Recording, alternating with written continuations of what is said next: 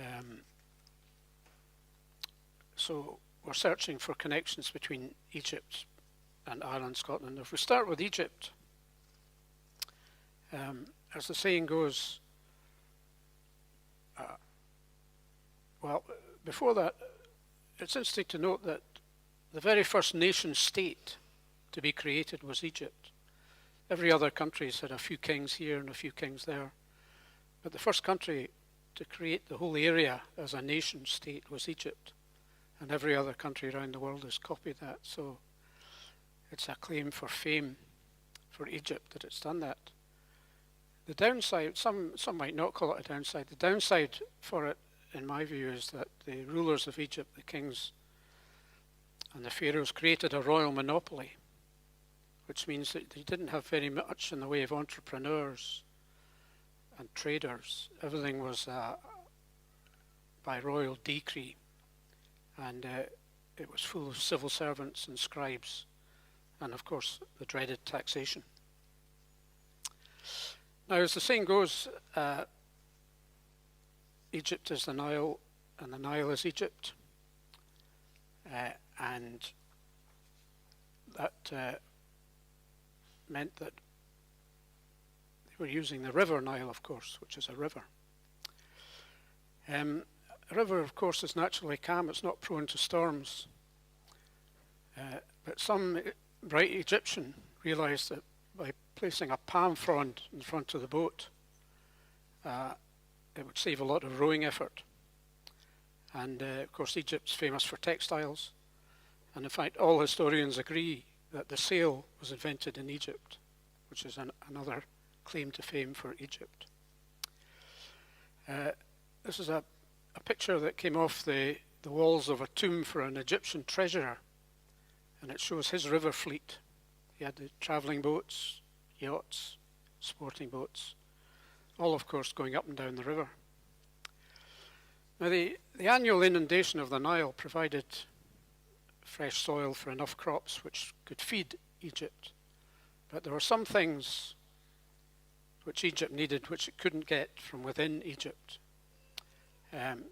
especially gold, which was a sign of kingship, frankincense used for worship, and myrrh, so used in anointment.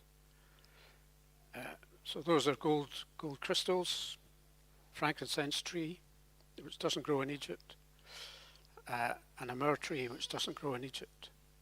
But fortunately, the Egyptians discovered there was a place where you could get these things which they wanted. And this is described in the Egyptians' writing as the land of Punt. Now, we don't know exactly where Punt was, but we think it's probably Eritrea. So that'd be our Eritrean friends who were providing these materials. Now, this meant that the Egyptians had to travel from the center of Egypt down the Red Sea to Punt and back with what they got. They actually had a link to the Nile over there. And that meant they had to build ships that were going to sea instead of being on the River Nile. And this is one of the ships that they used. Now you'll see this ship was actually built with reeds. And that meant that it was very prone to sagging. And these objects here are wire ropes connecting the keel and the stern. And what they had to do was they had to tighten these ropes as they sailed along, otherwise the boat would sink. And in fact, a lot of people did die. Now you'll see the hieroglyphics here. I presume you're all fluent in hieroglyphics, being Egyptian. But what it says is a very famous Egyptian tale called the Tale of the Shipwrecked Sailor. And it says that a storm blew up when they were sailing down to Punt. The ship sank. He was the only survivor. He made it to an island, was rescued by a monster and made it back to Egypt. And that was the life of the times. But again, it's interesting to note that wasn't an entrepreneurial expedition by a trader. That was an official royal expedition that he was on. And Queen Hatshepsut, who was one of the unusually female pharaohs of Egypt, she actually personally led an expedition to the land of Punt. And on the walls of her grave, there's this picture, which is intended to depict her expedition to the land of Punt. But nothing stays the same, and a people of uncertain origin entered into an area of land that we now know as Lebanon. And there were only two good things about this area of land. It was a bit barren. There was the Mediterranean Sea to the front and the mountains at the back on which cedar trees grew. And these people made the use of the only two benefits they had, and they used the cedar wood to create fixed wooden keels and created the first true seagoing ships in the Mediterranean Sea. That's an example of an early Phoenician seagoing vessel with a wooden keel and later had sails added. These people became known as Phoenicians from a sea mollusk that produced a purple colour dye, and the Greek for purple becomes Phoenician. And they were the first to sail around the Med, trading in their ships. And in times they were joined by many others, especially the Greeks. And a trade route developed round the Med. It's an open question for historians whether the Egyptians ever built seagoing ships. They certainly knew how to use ships because they used them in sea battles. And one famous example is the Pharaoh Ramesses. There was a horrible people called the Sea People. Nobody knew where they came from. But they came marching down and they defeated Greece and they defeated Cyprus. And these countries sent a letter to Egypt saying, they're coming your way. There's nothing you can do. You can't defeat these people. But in fact, the Egyptians did manage to defeat them on land and on sea. And in the Nile, they managed to get ropes over the Sea People's boats and pull them over, which was quite a phenomenon at the time. So we know the Egyptians were using ships, but the suggestion is that they were manned by Egyptian troops, but they rented the ships in from someone else. That's a picture from Ramesses' tomb showing him defeating the Sea People. That's a picture of the trading route round the Med. Phoenicia's up here, main port, Byblos, and it just had this sort of trading circuit all the way around, into which Egypt was joined. Problem with Egypt at that time, this was before Alexander the Great arrived and built the port of Alexandria, was that Nile Delta was just one large, huge sifting sandbar. So there wasn't any trading port at the bottom of the River Nile. There were some ports further up the River Nile, but there wasn't one on the Mediterranean. But there's no doubt that the other traders, the Phoenicians and the Greeks, they all made their way to Egypt because Egypt was the richest country in the area at the time and a great place to trade. Egypt had a demand for solid wood because it's virtually impossible to grow that in Egypt.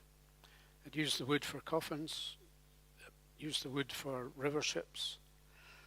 That port of Byblos, of course, had a good supply of cedar wood, and eventually a link developed between Byblos, a direct link between Byblos and Egypt.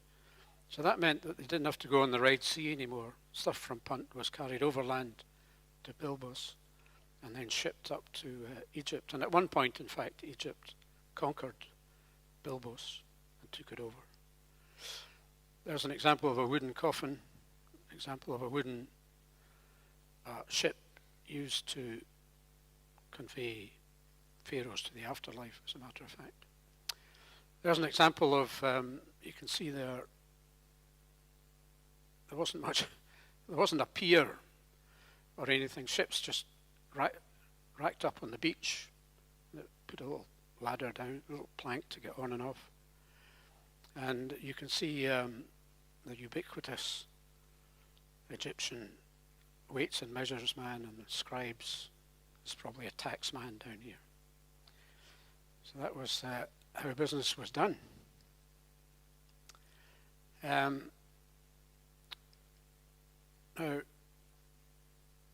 so Egypt at this time was the most prosperous country in the area, and people were beating a path to their door. So that's the early situation for Egypt. Now, if we turn to Ireland and Scotland, and we look at the origins of Ireland and Scotland, it is said, according to the Scottish version, that although the kingdom of Egypt is the most ancient of all kingdoms, they say, except for the kingdom of Scythia. And Scythia is, I've lost the map on that, but I'll come to it. Scythia is an area just above the Black Sea. And the people came from that area to establish a ruling dynasty in Ireland and Scotland. Now, the importance of Scythia is, if you ask yourself a test question, what do you think, looking back over the centuries, was the greatest technological shift? And probably most people will say the mobile telephone. But most historians think the biggest technological shift in life so far was the shift from the Stone Age to the Bronze Age. Until then, everything was made of stone, which broke easily. But here, with bronze, was a new metal. It was hard, it was long-lasting, it was shiny with carrying prestige. It had 1,001 uses. We're not sure who invented bronze, probably the Chinese, but we can be sure, as historians, who made the most effective use of bronze, and that was the Scythians. These people, who later became known as Keltoi or Celts, were based there in the just above the Black Sea. So you can see the Black Sea there. Egypt's down here somewhere, and that's Scythia, just above the Black Sea. It's an area of flat plains, grasslands. And what they used bronze for was, first of all, the original horses could not carry a person. They weren't big enough. They had weak backs. And it was the Scythians who developed a bigger horse that could carry a man, or two of them could drag a cart.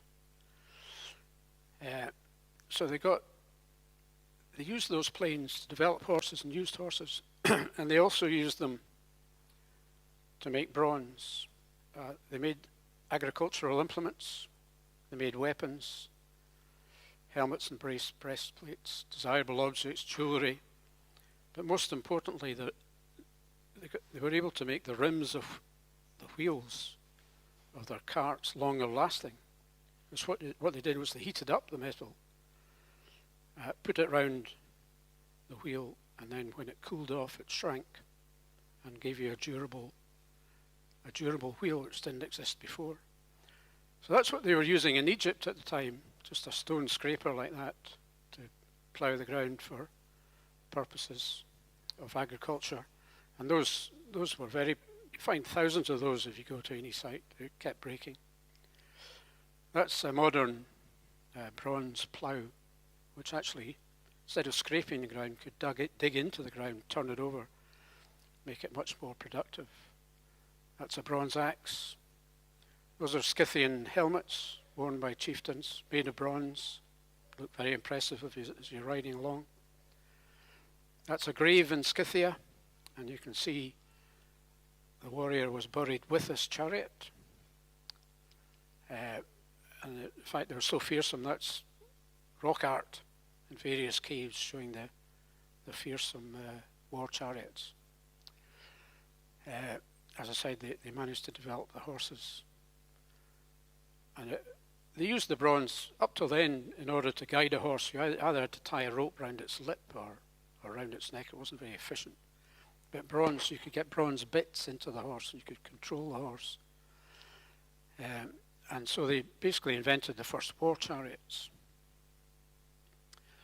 So the upside of bronze was that the ground was better turned over, you could grow more ground, you had better harvests, and the population grew, because prior to that, if you had a bad harvest, all the young and the old died. But the downside of that is that if you use the land more effectively, you soon exhaust its agricultural potential. And also, if you've still got all these people surviving, they've all got to be fed. And the result was the Scythians had to move out en masse, families and all, because the land in Scythia simply couldn't support them. And they were quite happy to do this because they were described as being mad about war. It was their main hobby. So they were quite happy to jump into their war chariots and charge off. Now bronze, as you probably know, is made up of 80% copper and 20% tin. Now copper is found all over the world, but tin is very rare around the world, and there are only a very small number of places that had a source of tin. So these Scythians who wanted to get a lot of bronze were very keen to get a source of tin. But there was a good source of tin in the area that we now call Portugal, which is here. That's the Straits of Gibraltar. Egypt's down here somewhere. That's Scythia. So one of the first movements of Scythians was to move down to this area, then called Galicia, now called Portugal, because there was a lot of tin there. So they could dig up tin for their bronze, sell it. Dig up tin, make bronze, sell it. But we'll come back to Scythia because that's a very significant movement. Other sources of tin were Cornwall in Britain and Brittany in France. And the funny thing about tin in those two places is that you didn't actually have to dig a mine for it. It's what's known as alluvial. It came washing down the river. So if anybody knew where your river was, they would just turn up and take it. So what they did was they had an island offshore, and historians are still searching for these islands. One off Britain and one off Brittany. And that was the trading point. These were known as the Tin Islands. What they would do is they'd dig up their tin in Cornwall, take it out to this island, and then people, originally the Phoenicians it was said, would sail up to the Tin Islands, do a bit of trade for tin. Now, in 320 BC, which you'll appreciate quite a long time ago, a chap who lived in what was then known as Massalia, now known as Marseille in France, set off on an expedition in his boat. And he sailed through the Straits of Gibraltar all the way up to Iceland, where he described it as completely icebound. And then he sailed all the way back down here, back into Marseille, and wrote a book about his voyage. His book doesn't survive, but copies of his book in other people's books do survive. And he makes frequent reference to the Tin Islands, which were off Brittany here and Cornwall here. So he makes a big point in his book about these were the Tin Islands. This is where tin was coming from. So as well as moving to Galicia for tin, these Scythians, who are easily identifiable because they tended to have red hair and blue eyes, and they spoke a particular language, which was different from everybody else's language. Moved out to anywhere they felt like going, including an area just above Egypt where they settled and became known as the Mitanni. And they were quite a fearsome tribe of people at one time. So you can see people pouring out of Scythia. They moved down to Greece. They moved down to Mitanni, just above Egypt. Moved into the Po Valley, into Italy and Rome. Moved into Brittany itself. They'd moved down to Galicia. This is one of my favourite pictures. When they moved into the Po Valley, just above Rome, they fell out with the Romans, who at the time were the biggest empire in the world. However, the Scythians, or the Celts, were quite a fearsome bunch. They quite often acted as mercenaries, but they also were quite happy to act on their own. And they offered to do a deal with the Romans, but the Romans, being their usual arrogant selves, turned them down. So they just sacked the city of Rome. And this is a picture, this is a Roman senator, and it clearly never entered his mind that anybody could ever sack Rome. And when the Scythians arrived, this is what they looked like: long hair and bronze helmets. He didn't know what to do, so he just sat there immobile. And the Scythians weren't too sure what to do with this immobile Roman senator. But it shows just how fearsome the Scythians were. And the Declaration of Arbroath, which some of you might have heard of, was an account of the history of Scotland. Scotland in its early days, England thought, well, we just own the whole of Britain, including Scotland. But the Scots were quite keen to be independent. And King Robert the Bruce wrote a letter to the Pope in Rome, trying to get him to encourage him to recognise Scotland as a country. And in that letter, they had to say who the Scots were and where they came from. So they went up to Arbroath, and they got the monks in Arbroath, who, monks being monks, keep all these histories, and they wrote down a history of Scotland in this letter, which was sent to the Pope. And in it, in the Declaration of Arbroath, it says, "Our Scottish tribe originates in Scythia, and then so it originated in Scythia over here, moved to Galicia, and sailed through what they called the Pillars of Hercules at that time, the Straits of Gibraltar, came up to Scotland and Ireland." So that's where they came from. And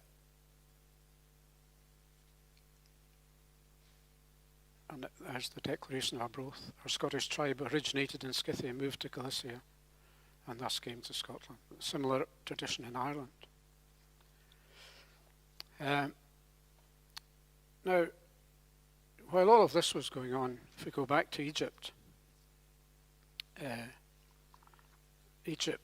horse is not indigenous in Egypt, but they soon saw its benefits and adopted it. They also, although the Egyptians didn't invent chariots, Egyptians became the best at using chariots as they fought the Hittites and the Mitanni and various other people. So this was the sort of the competition at the time in the area, which was using asses instead of horses. Chariots with 4 wheels made of wood, with 2 warriors in it. That's another example. This is the sea people capturing people. Again, huge wooden wheels, this time pulled by oxen. But what the Egyptians acquired from the Scythians was how to use war chariots properly. You can see here One man was driving the horses, another archer aboard, and these had lightweight wheels with metal rims. So quite a fearsome weapon. That's an archaeological one that's been dug up, and a plan of it. And there you can see chariot warfare. And as well as using them themselves, the Egyptians also used mercenaries with war chariots. In fact, the Egyptians had huge armies because they were forever fighting the Libyans and various other people in the countries around them. So they had huge armies, and they made huge use of mercenaries, particularly in chariots, in war chariots, which is another point of interest. So what you tended to have was there'd be a body of Egyptian infantry. Egyptian nobles would ride chariots, including the pharaoh himself. But as usual, in front as cannon fodder, there would be a bunch of mercenaries. There's no doubt that Egypt made extensive use of mercenaries, and that's well recorded in Egyptian records. A lot of them came from Greece, some of them came from Kush, but naturally the Scythians who'd invented the war chariot were used. So this brings us to the well-known story of Scota, Queen Scota. There's a very strong oral tradition, unfortunately nothing in writing until later, about this event. But at that time, Ireland consisted of a number of different kings with different areas, each of whom kept different records. And the interesting thing from a historian's point of view is that all of these oral records, later put down in writing, said exactly the same thing. And when that happens, historians regard that as being fairly good evidence. And all these traditions say that a Scythian prince left Scythia with a large number of followers, all in their war chariots. So basically as a mercenary group, made their way to Galicia, where they were conscripted as mercenaries in the Egyptian army. And in fact, it is said that that prince became general of all the charioteers in the Egyptian army, which would have been a high rank and possibly deserving of acknowledgement by the Egyptian ruler. And according to these oral traditions, his rank was such that he was allowed to marry a daughter of the Egyptian pharaoh. Now, these Egyptians, they just have no sympathy for historians following behind, because they didn't write down who that pharaoh was. And it's still a work in progress to work out who he was. And in fact, that the main daughters of the pharaoh's main wife were important commodities, and their marriage was usually done for political purposes. But the Egyptian pharaohs also had a custom of having a lot of minor wives. So it could easily have been a minor wife of the pharaoh who was allowed to marry the Galician prince. And that history might still establish who that was.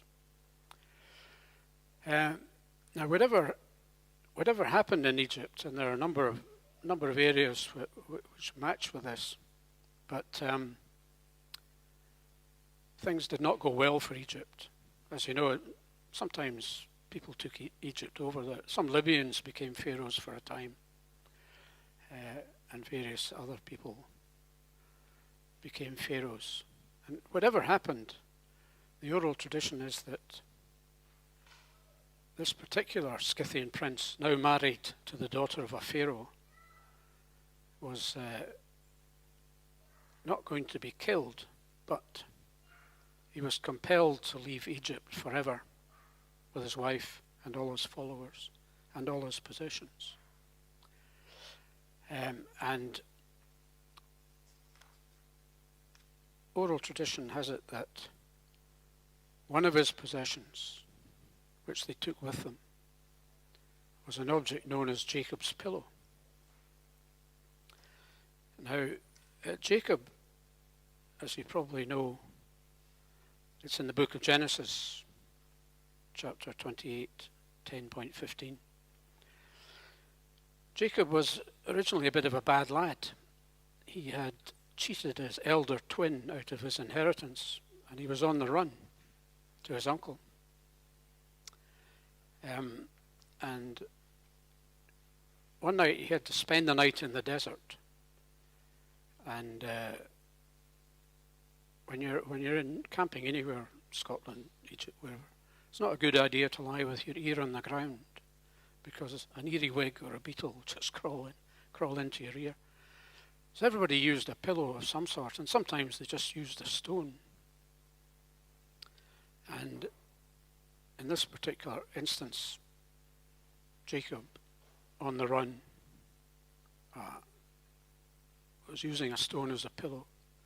And he had a dream when he was sleeping on that pillow, that he saw a stairway to heaven with angels going up and down it. Jacob, I think the principle of the Bible of Jacob is God's forgiveness to the people who have done wrong previously, because Jacob became a leading figure for the Jews, and by derivation the Christians, because he married twice. He had 12 sons who were said to have led the 12 tribes of Israel, and in fact he said during a famine he went back to Egypt and died there. But as I say, he had this dream when God appeared to him on a ladder with angels up it, and this is a painting some Frenchman made, a sort of concept of Jacob's ladder with angels going up and down. Of course, the Ibuna gave us a lecture on heaven about a month ago, with a slightly wider interpretation. But this is a way in which people at the time could interpret it. And funnily enough, this is the outside of the abbey in the town of Bath in England. And as an ornament on the outside of their abbey, they've put a ladder to heaven with angels on it, which I think is quite cute. Now, the oral traditions are that having been invited to leave Egypt permanently, the Scythian prince with his Egyptian wife, Scota, went first to Galicia, and some oral traditions have it that he was killed in a battle in Galicia. But for whatever reason, they had to move on, and his wife, his children, and some of his followers moved to Ireland. And at that time, Ireland was just an area with several kings ruling several different areas. And apparently they settled in an area where their centre was known as Tara. And it's interesting to note that there might be a number of derivatives of that name, but one of them might be, in Egyptian, I'm told Tara can mean land of Ra, and Ra being, of course, an Egyptian god. And the Irish, in later writings, all record this Scota, daughter of Pharaoh. If you travel to Ireland, you'll see there's an actual signpost for Scota's grave. In fact, it's the entrance to a valley, which is very rocky. And the entrance to the valley, it's a bit like the entrance to the Valley of the Kings in Egypt. In the entrance to the valley, there's a marking on a stone saying, Tomb of Scothan. But it's pretty rocky inside. So far, nobody has actually discovered Scota's grave, but it's possible that they might in the future. Because in 1955, a Professor Sean O'Riordan, an Irish archaeologist, was excavating that place, Tara, when he found the remains of 2 young children. And the fascinating thing about them was that these 2 young children still had necklaces around their neck where they'd been buried, which consisted of beads of bronze, jet, and other materials, but also beads of a material called faience, which is not a natural material, but which is a material which at that time could be manufactured only in Egypt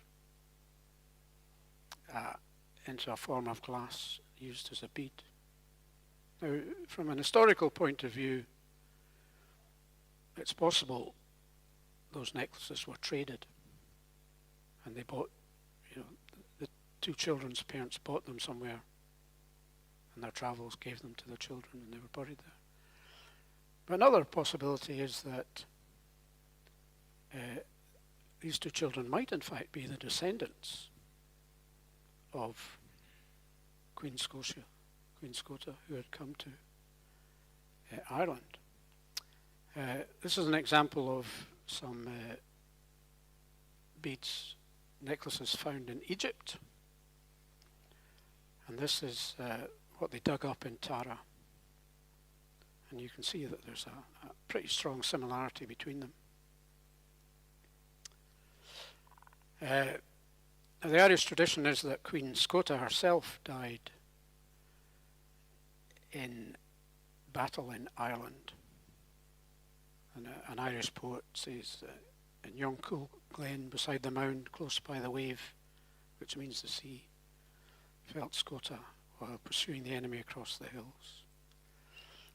Her descendants, her sons and her followers, then crossed over from Ireland to Scotland. Tradition has it taking Jacob's stone with them. And clearly, a stone of that religious significance would have great significance. And it was known as Jacob's pillow. It was also known as the Stone of Scone. Scone is an area just outside Perth where all the early Scottish kings were crowned. And they were crowned on that stone. And that happened for centuries. Now the English kings were always keen to defeat the Scots. And as I told you, one of the kings in particular, King Edward I, was known as the Hammer of the Scots, because he also had this habit of coming up from England with an army and just giving Scots a good hammering. And on one of these expeditions, he took away Scotland's stone. But what some would suggest to you is that the Scots, knowing that Edward was just over the hill, were unlikely to have left the real stone for him to pick up and take away. So the one tradition is that the original stone was hidden somewhere else, and the one Edward took away was a copy they just left for him. Be that as it may, Edward took it down to England, took it down to Westminster Abbey, where the English kings are crowned. And an English writer refers it to it there as Saxum Jacobi, just Latin for Jacob's stone. So there's this strong tradition that this was Jacob's stone. And there you can see it today. This is the coronation chair in Westminster Abbey. This is the stone itself underneath there. King Charles III, our present king, he was crowned on that chair above that stone. They've decided to give the stone back to Scotland. So if you want to look at it, it sits in Perth Museum these days. So if you go to Perth Museum, you can see a version of the stone. But as I've said, not necessarily the original Jacob's stone from Egypt. So, back to Egypt. Egypt had an almost inexhaustible demand for tin with which to make bronze. They made bronze weapons, bronze swords, bronze armour, various bronze weapons. That's just a platoon of Egyptians, so it shows you how much bronze they needed. They're very fond of bronze, very keen on cats, bronze statues, bronze plaques outside churches, a plaque on a ship, also made of bronze. So Egypt probably needed more bronze than any other country. The demand for bronze in Egypt would have been almost inexhaustible. As I said to you, there was no source of tin in Egypt, so Egypt had to get its tin from wherever it could, and it needed it in large amounts. Egypt had sources all around the world to get tin, but they're particularly keen on getting it from the Tin Islands.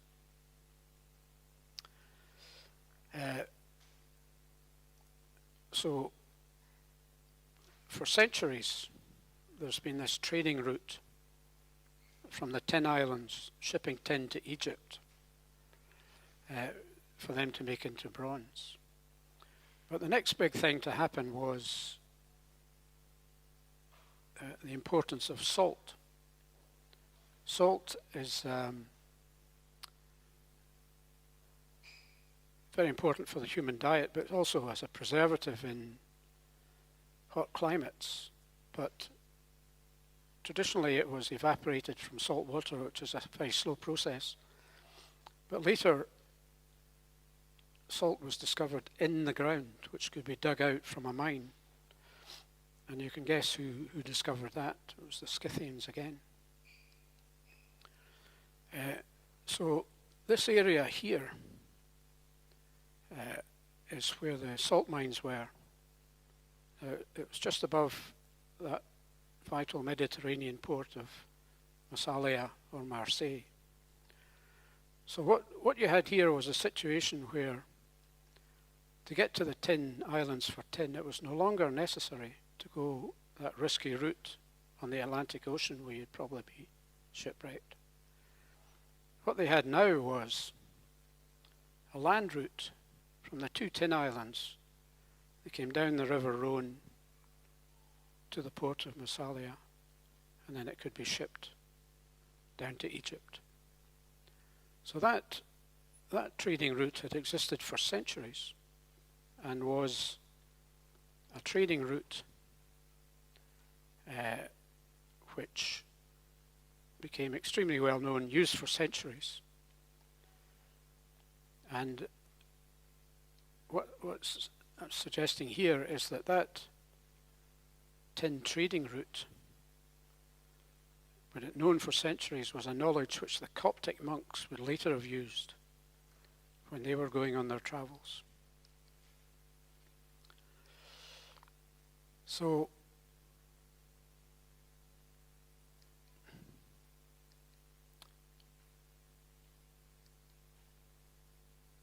when the arrival of Christianity came, the Bible tells us a lot about Jesus as a baby, and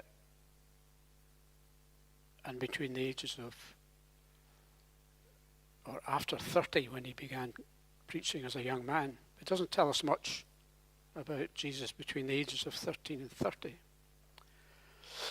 And what is well documented is that his uncle, Joseph of Arimathea, was a successful tin trader in the region,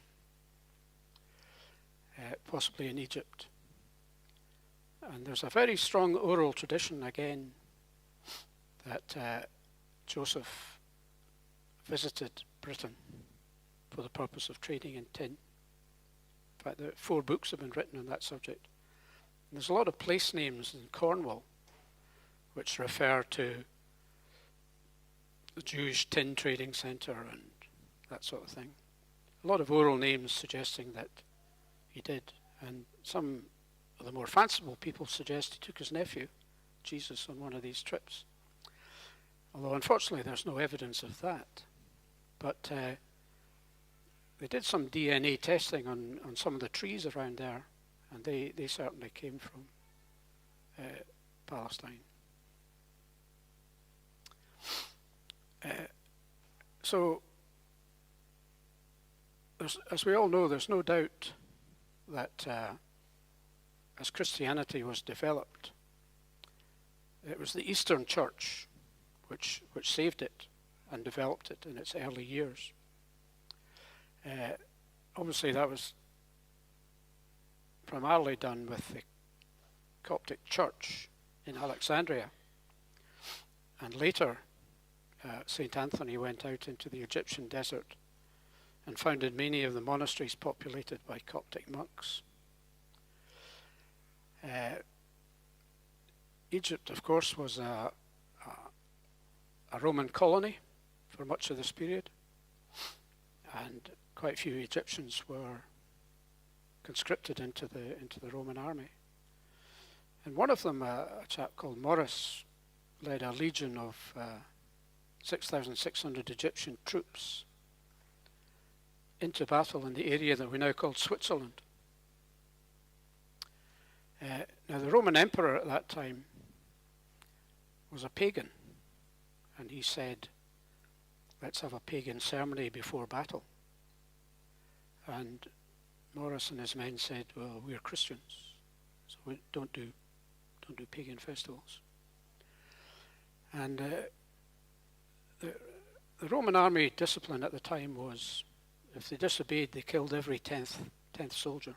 Just put in a line, killed every 10th soldier. And they did that, killed every 10th soldier. And Maurice and his men still stood there and said, we are still Christians. So we just killed a lot of them. But the interesting thing from an historical point of view is that the Coptic tradition has remained in that area to this day. And you can't help wondering, A, was there a Coptic presence before Maurice and his men arrived? Or B, Maurice and his men would probably have had a lot of camp followers, wives, people dragging wagons. Some of them might have been Copts. But certainly what we do know is that at present the Coptic bishop is the Coptic bishop of France and Switzerland, showing that continuing link.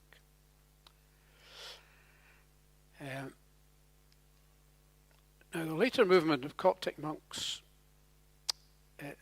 it's not entirely clear to historians why Coptic monks moved around so much. Some say it might have been to escape persecution as Christians by the Romans. Others say that it was a requirement of a monk to go out there into the desert, adopt an ascetic life and prove yourself worthy before you went back to the monastery and took some sort of senior post there. So what we do know is that there was a lot of movement of Coptic monks for whatever reason, and again there's an oral tradition of a Coptic monastery in Belgium. So one Coptic monk, an Egyptian called Honario, later a saint, established a monastery on an island called Lorraine, which is just off Cannes in France. That monastery is still there under a different denomination, but that was believed to be an early Coptic monastery. And we know from writings that Bishop Athanasius of Alexandria, who was forever being sent into exile, established a Coptic monastery in Belgium. So the suggestion is that the Coptic monks were moving up that tin trading route. They moved up. First of all, they went to Caen, which is quite near Marseille, had a monastery there. So if you're a Coptic monk, you could leave Egypt, stop off at Lerins, get refreshed in the monastery there, move up to the Coptic monastery in Belgium, move up to one in Switzerland, cross over to Ireland and Scotland. Now in Ireland, there's a monument which exists to this day in Ireland to St. Catherine. St. Catherine was an early Christian who refused to marry, and a ruler who successfully pursued her but was rejected by her tried to put her on the wheel, which was a form of torture used at the time, but the wheel miraculously broke into bits and she wasn't killed then. She was killed later, but wasn't killed at that time. But as a result of that intervention of God, she became a saint. Now, Irish tradition has it that, and a saint to the Coptic monks as well, Irish tradition has it that a vessel carrying Coptic monks, and you might ask, why would a bunch of Coptic monks be sailing around the Irish Sea if they were not interested in spreading the word of God? It ran into a storm off Ireland and offered up prayers to be saved to St. Catherine, and were saved. So as soon as they got ashore, they built an altar and a well to her honour, which can still be seen in Ireland today. That's it there. Now tradition has it that the Gaelic word dysart is a derivative of the word desert. And as you know, the tradition for Coptic monks was to lead a very ascetic life in the desert. Now, if you went to an area like Scotland and Ireland which didn't have deserts, then the ocean or an island or somewhere near the shore was your next best thing. And therefore it suggested that places in Ireland and Scotland called dysart are really meaning desert, and that these were areas which the Coptic monks had used for an aesthetic settlement.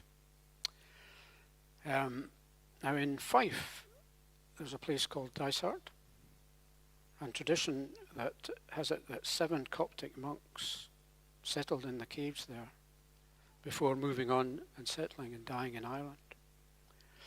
That's a picture which is now a monastery in Dysart. And that's a picture that the sister sent me of those are the caves which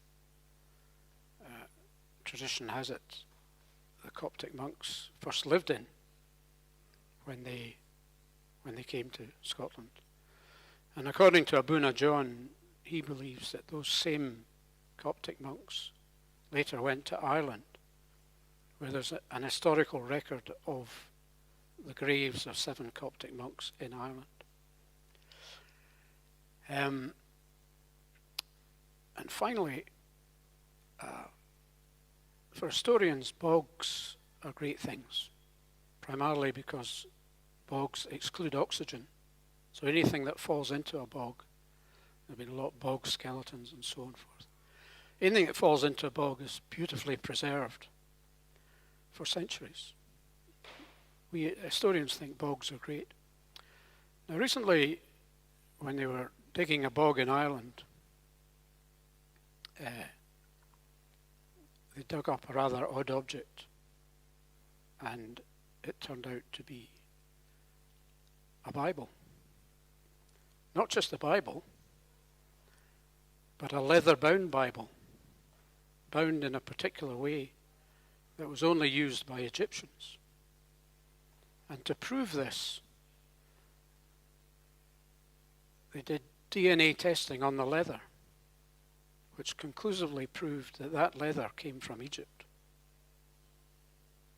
Now, of course, it could have been an Egyptian traveller, but you might also argue it could equally have been a Coptic monk or someone else carrying their Bible with them. And that can be seen in the Dublin Museum. So that's our story about the connections between Egypt, Ireland and Scotland. And finally, I would say, if just there had been a few more of them staying a little bit longer, could have had pyramids over the River Clyde.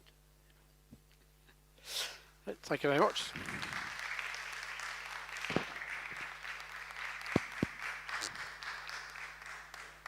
We're really thankful for Richard, and we're really happy to see this beautiful talk and the materials as you see. So on behalf of all of you, I'd like to present something that is pure Coptic, like a small Coptic icon of Saint Mary to our beloved Richard. So thank you very much.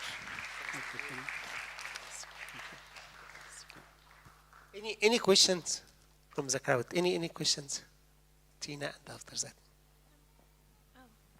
I was just wondering, would the British Isles have been largely pagan before these Coptic monks came, or is the suggestion that they were the first people to bring Christianity to the Absolutely. I wouldn't say they were entirely pagan. I think they had Druids. The interesting thing about the Druids were quite nice people, actually. And the interesting thing about the Druids is that the current thinking, you know, the Egyptian pyramids are very old, but the Scottish stone circles are even older. They were built before the pyramids.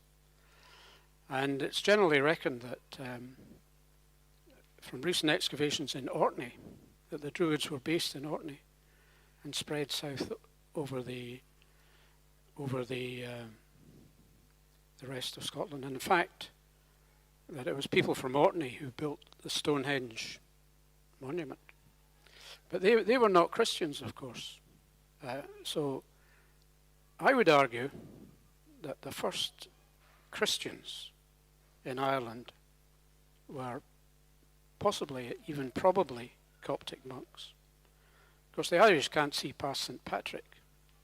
St. Patrick was a Christian who was captured in Scotland, taken to Ireland as a slave. And they are convinced he was the first Christian, along with some sent by the Roman Catholic Church. But if this Coptic line is correct, they would have been there long before St. Patrick and the rest of them established any Christianity in Ireland or Scotland. And Scotland's named after an Egyptian princess, then? Well, that's one theory. The thing is, the Irish were known as Scotai, first of all.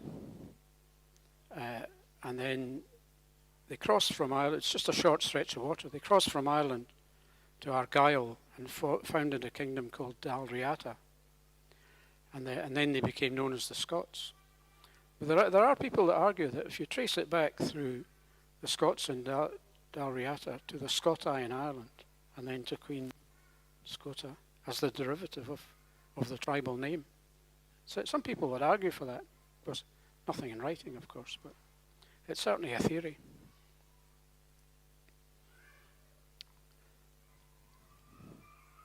Somebody had a question here?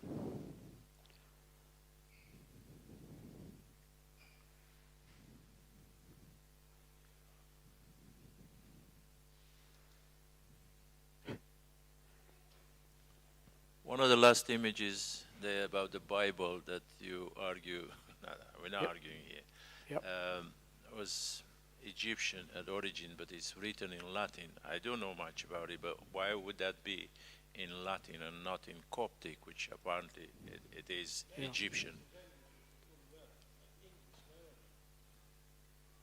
Well, I don't know, I'm asking, so.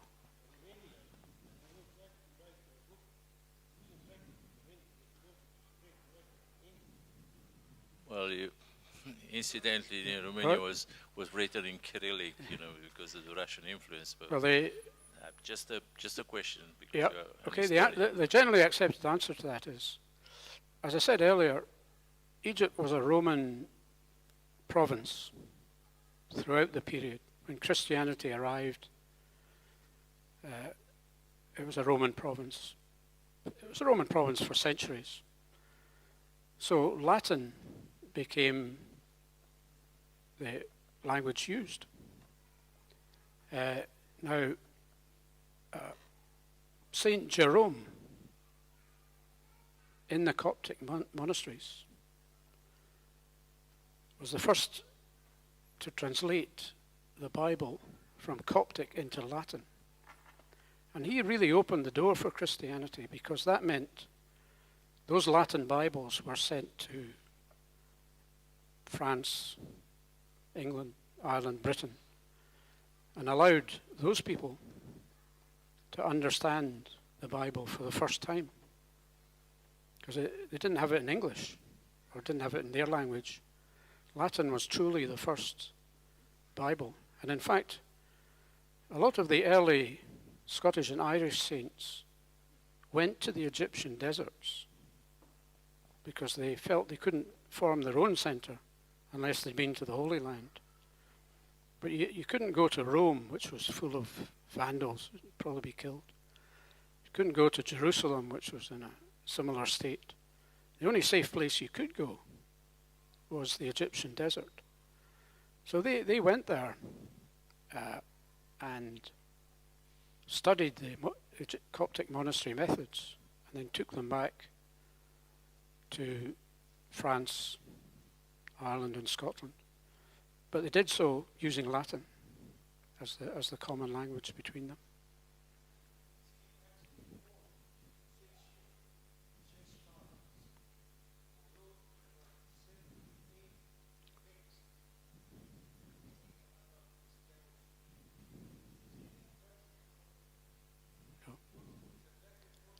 Yeah.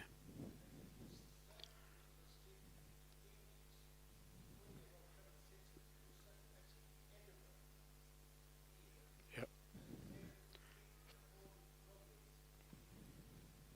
That's right.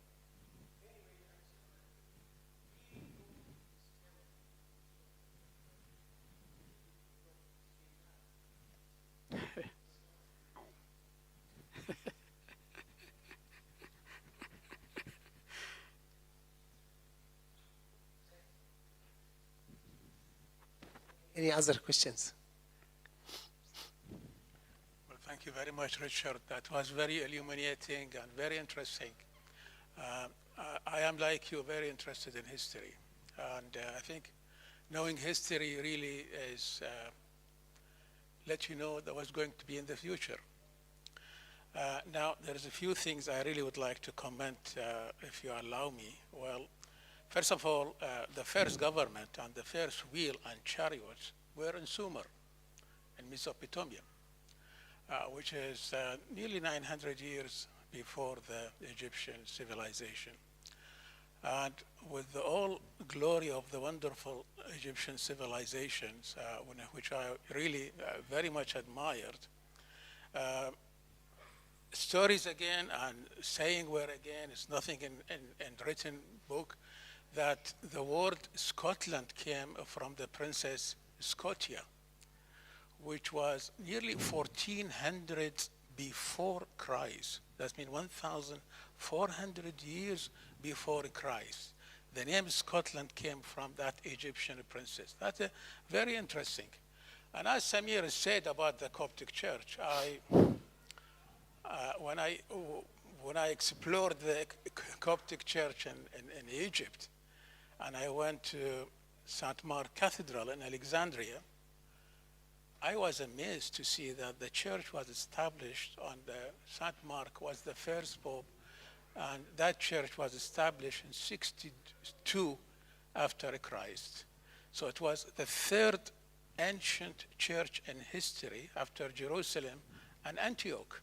Now, Jerusalem and Antioch now, they are not active Christians, but of course the Coptic Church is certainly the most active of all the three. So glory to the Coptic Church. Does that make you happy? Lastly, and I just want to mention that the desert, as you said, we visited desert with Samir and his family, and monasteries. I don't know if you've been there. It's a very interesting monastery in Kirkcaldy. Oh, yes, yeah. And there is another desert in Pitlochry. And they said there is a 20 desert in Ireland. That was something really, all called by desert, by the same, DY, other than desert. Whether that links to monks, Egyptian monks came to these areas and labeled as desert. Thank you again very much for your wonderful talk. Thank you, Richard. The one thing I would add there is, you know these circular towers. They have circular towers in Ireland, and nobody knows what they were for, except that they were always found next to religious ground. And again, there's no evidence, but one thing I would suggest to you is that those were Coptic religious towers. Those round towers. Thank you, everyone. If any other questions? That's a great discussion, honestly, and something came to my mind while we were listening to Richard about Fife and the ancient places there, and as Dr. Samir said and Dr. Safa, we were thinking, طبعا Abuna John, he told me yesterday, he came back from Egypt, thank God, and he said he will arrange something with Richard, and also we can arrange something together, all of us, to visit these places if we can. Yes. We can arrange it with Abuna, and we have like a family day with our brothers and sisters in Kirkcaldy in St. Mark Church, and we can spend like the whole day visiting these places and have talk there with Abuna John, or we can arrange it together, and it will be very, very good day, I promise. Yani. Hopefully we can arrange it, and I will let you know. God bless you all. Thank you again, Richard. It's an amazing talk. Allow me, all of you, if you are able to come, we can have like a photo together, all of us, with Richard here, and we can have the last slide, please. Can we have it on the screen, the last one?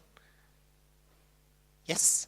And we can come, all of us here, beside Richard, to have this beautiful photo with the background. We can make it. Alan, can you have this photo, please, for us? All of us, can you come, please?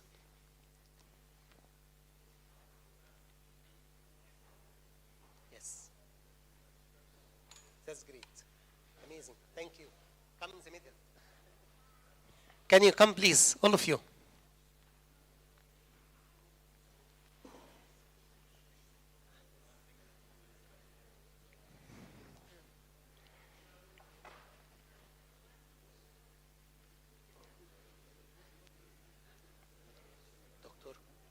I enjoyed that.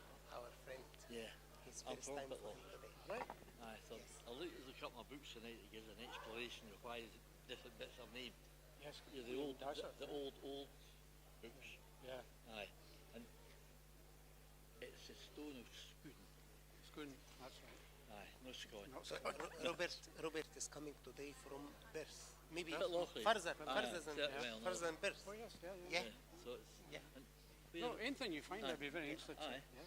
where's the يلا يا كراس يلا شوي يلا بسرعة يلا quickly يلا يا جون all the way across Iona. And the way that they found the way, they planted trees. And there were trees that were a different species. So that when they came to the brow of another hill, you see this big tail, big one standing up, he just kept heading for it. Yes. So we told him. Be good to test those trees, wouldn't it? Yeah. Find out where they came from. Aye. ثواني يا قلب